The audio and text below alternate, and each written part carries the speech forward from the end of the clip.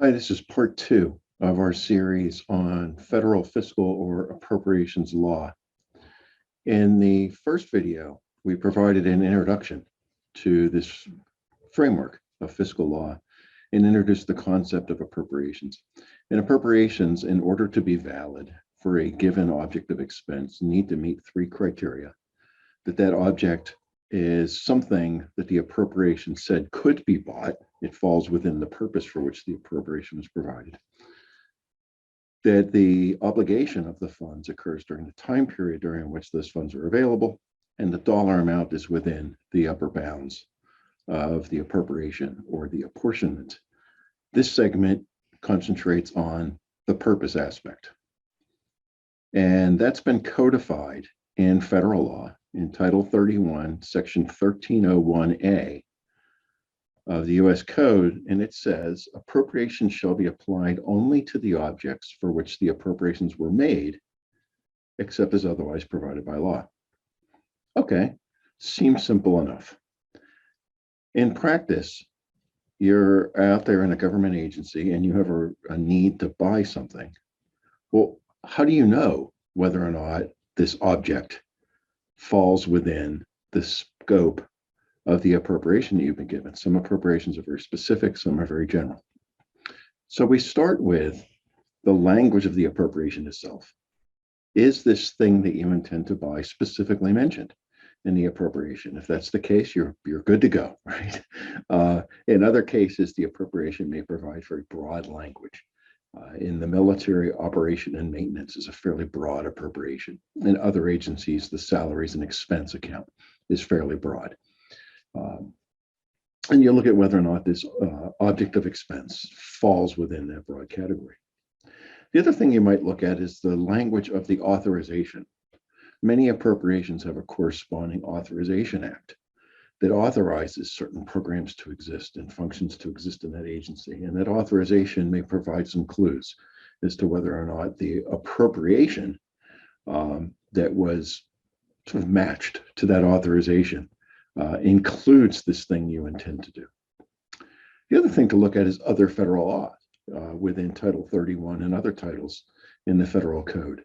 There are things that are prohibited from purchase, or other things that may be required depending upon what it is you're doing.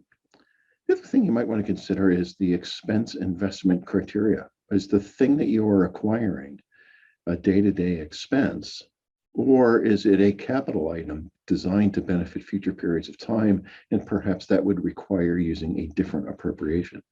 Within the military, we have our operation and maintenance account for expenses, but we have various types of procurement accounts for investments, and we have construction accounts for investments.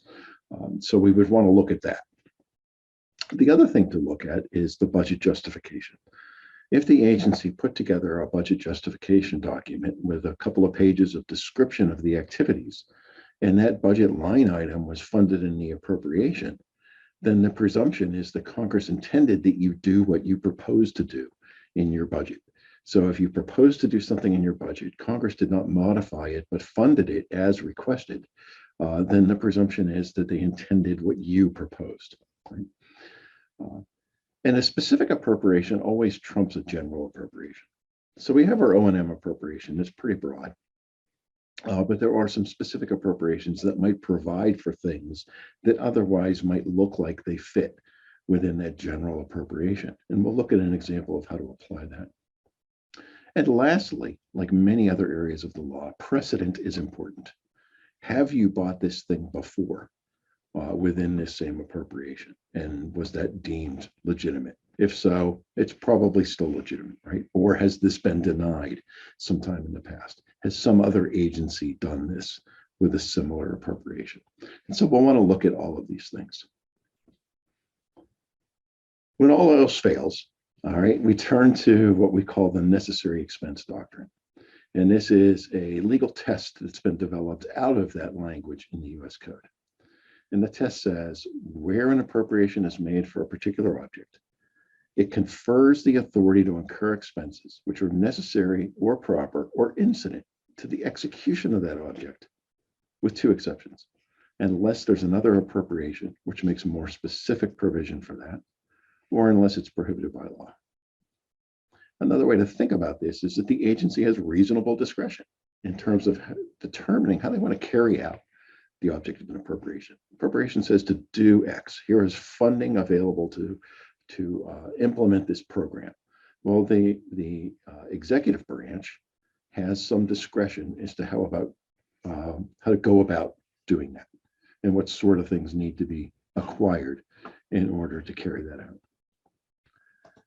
Notice the language says necessary or proper or incident to carrying out this object. And we're going to talk a little bit about the distinction between these three. So that's rule number one. We have to find that there is some logical connection between this thing we're buying and the reason that Congress provided the funding. Part two, make sure there's not a more specific appropriation out there. And number three, make sure it's not otherwise prohibited by law. So let's walk through an example of applying this necessary expense doctrine to the expenses associated with running a Navy ship. So we think about an appropriation for the operation and maintenance of a Navy ship. So what sort of things are logically connected? What's necessary, proper, or incidental to running that ship? Well, we see a number of things here in these pictures. We have sailors, right? You need sailors to run a ship. So the sailors' pay, and you see the mess decks there, the sailors' food are certainly necessary to operate that ship. The ship itself is necessary to operate the ship. We see mooring lines on that ship. We see radars. We see a gun mount, right? So we have weapon systems and ammunition on that ship. We see an anchor chain here in this picture. So all of these kinds of things, we can make a logical connection between paying for those and the operation and maintenance of the ship. Now I'm going to skip over the first provision about necessary, proper, or incidental for just a second and talk about the second provision, things that are otherwise provided for. So as we look at this picture, there is a specific appropriation called Shipbuilding and Conversion Navy. So to build the ship, we can't use the operations money, even though a ship is logically connected to operating the ship, right? There is a more specific appropriation called Shipbuilding and Conversion Navy that bought the ship. Okay. We see the weapon systems there. There is a Weapons Procurement Navy appropriation. Okay. This crew, the sailors, there is a Military Personnel Navy appropriation that pays them and also feeds the enlisted sailors. The subsistence for the enlisted sailors is in the Military Personnel Appropriation. Now, we look around at other things, the mooring lines, the anchor chain, the coffee pot, the chair that the sailor's sitting on, all of those things would be part of the operation and maintenance of the ship. So this idea of necessary expense, how necessary is necessary? This is a question that comes up from time to time.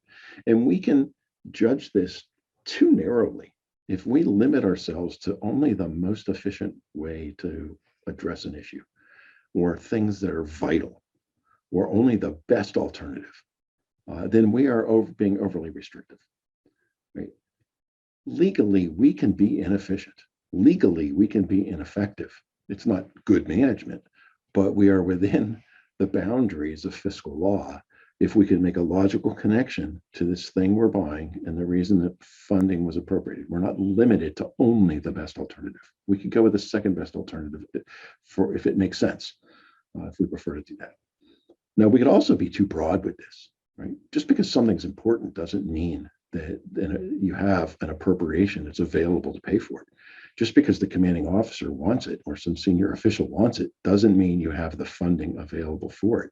So an important thing might not be illegal to acquire with the type of money you have. You may need to find an alternative source to pay for these things, right? So what we're really looking for is this logical connection between the item we're buying and the reason why Congress gave us the money.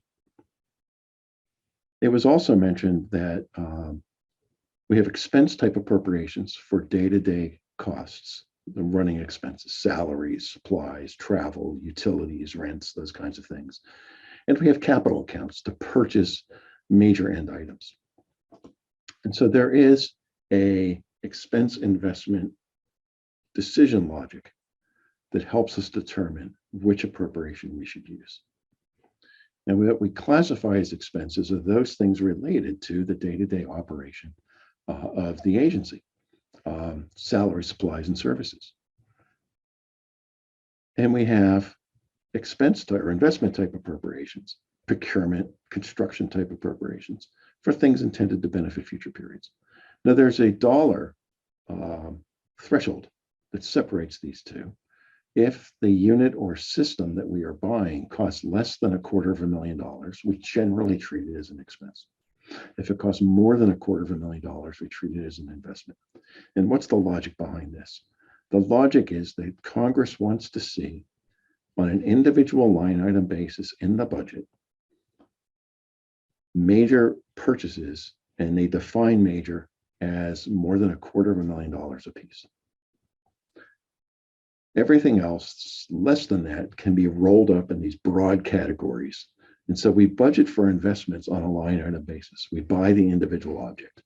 We budget for expenses typically based on activity. What activity is supporting that? It could be flying hours for aircraft. It could be operations of ships. It could be training or education. And then we wrap the expenses of these individual smaller dollar value things into the cost of providing that activity. So we budget expenses based on a verb, an activity. We budget investments based on a noun, the object that we're buying. There are a few other things here, such as a major modification to a previously purchased capital item is going to be funded with an investment account and all the little piece parts that go with that. So if you're installing a new radar on a warship, the ship would have been bought with an investment account. The radar is going to be bought with an investment account because it improves, it makes an investment in that warship. And all the little piece parts that go with that, the training manuals, the mounting brackets, all of that, even though they would cost less than $250,000, are part of this, what we call a full funding effort. And we fully fund these investments. We tend to incrementally on an annual basis fund expenses. Okay, so this purpose rule has been with us for a long, long time. Congress first articulated this concept way back in 1803. Here is a historical example of applying this rule. And in this case, we have a dispersing agent who is responsible for the funding for a Marine hospital in Detroit, who has a couple of different appropriations. He's got money available to construct the hospital. He's got money in a contingency account that needs to be kept separate. Notice the accounts of expenditures under these two appropriations must be kept distinct. And then he inquired about buying a desk. And the response was no, the cost of your desk and your office supplies is embedded in your salary and you're responsible for buying that yourself. We don't do that today, but back in 1855 we did. But this is an example of if you think the rules and the boundaries around these appropriations are anything new, that's not true, right? We've been doing this as a nation for a long, long time. So that's a quick summary of the purpose dimension around appropriations. The next video, we'll get into the time dimension.